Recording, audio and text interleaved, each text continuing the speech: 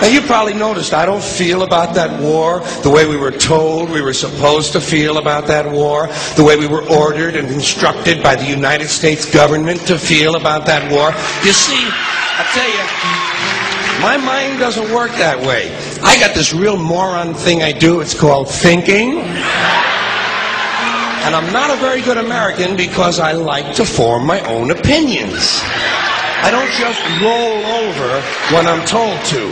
Sad to say, most Americans just roll over on command. Not me. I have certain rules I live by. My first rule, I don't believe anything the government tells me. Nothing. Zero. Nope.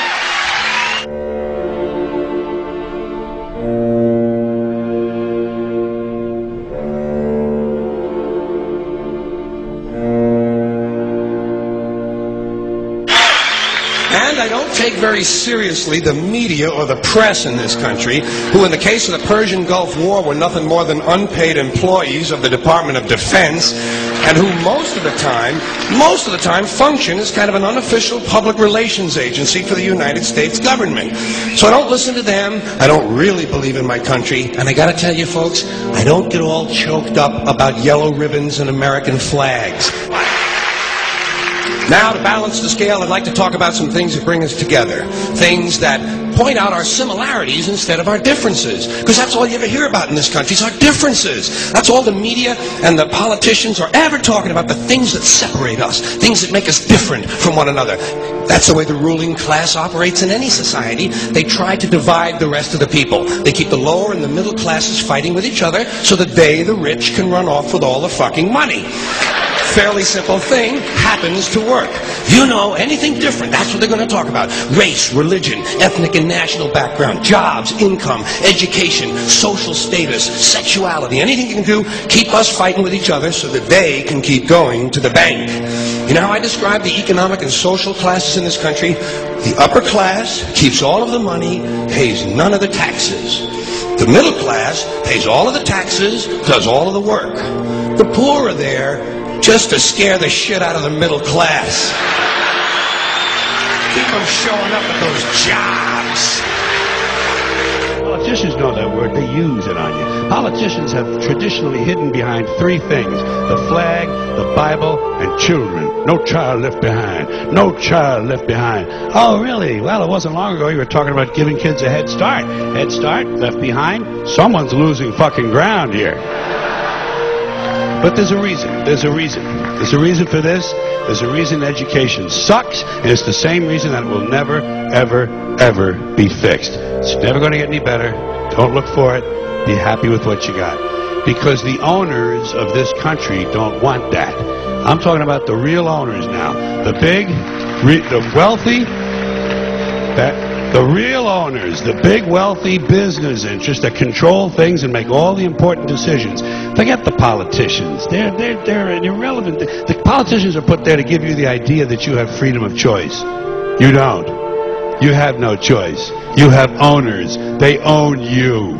They own everything. They own all the important land. They own and control the corporations. They've long since bought and paid for the Senate, the Congress, the state houses, the city halls. They got the judges in their back pockets, and they own all the big all the big media companies. So they control just about all of the news and information you get to hear. They got you by the balls. They spend billions of dollars every year lobbying to get what they want. Well, we know what they want. They want more for themselves and less for everybody else. But I'll tell you what they don't want. They don't want a population of citizens capable of critical thinking. They don't want well-informed, well-educated people capable of critical thinking. They're not interested in that. That doesn't help them. That's against their interest. That's right. You know something? They don't want people who are smart enough to sit around the kitchen table and figure out how badly they're getting fucked by a system that threw them overboard 30 fucking years ago. They don't want that. You know what they want? They want obedient workers. Obedient workers, people who are just smart enough to run the machines and do the paperwork, and just dumb enough to passively accept all these increasingly shittier jobs with the lower pay, the longer hours, the reduced benefits, the end of overtime, and the vanishing pension that disappears the minute you go to collect it. And now they're coming for your Social Security money. They want your fucking retirement money. They want it back so they can give it to their criminal friends on Wall Street. And you know something? They'll get it. They'll get it all from you sooner or later, because they own this fucking place. It's a big club, and you ain't in it. You and I are not in the big club.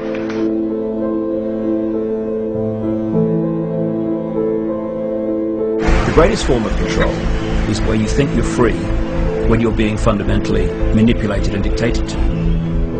One form of dictatorship is being in a prison cell and you can see the bars and touch them. The other one is sitting in a prison cell but you can't see the bar, you think you're free. What the human race is suffering from is mass hypnosis. We are being hypnotized by people like this. Newsreaders, politicians, teachers, lecturers.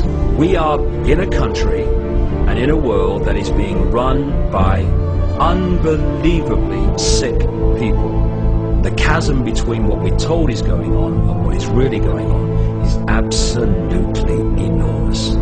The greatest hypnotist on planet Earth is a oblong box in the corner of the room. It is constantly telling us what to believe is real.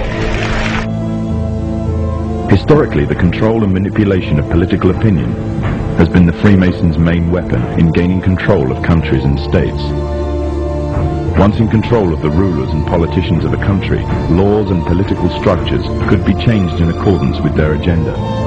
However, since restricting the body does not necessarily mean restricting the mind, the Freemason recognizes that their plan for a global government hinges completely on subduing the masses to their agenda, and thus eliminating opposition to their cause.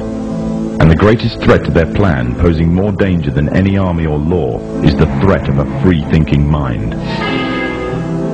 In order to eliminate this threat and to achieve their objective, the Masons have set about the boldest plan ever devised: the complete control of every aspect of human life, your life.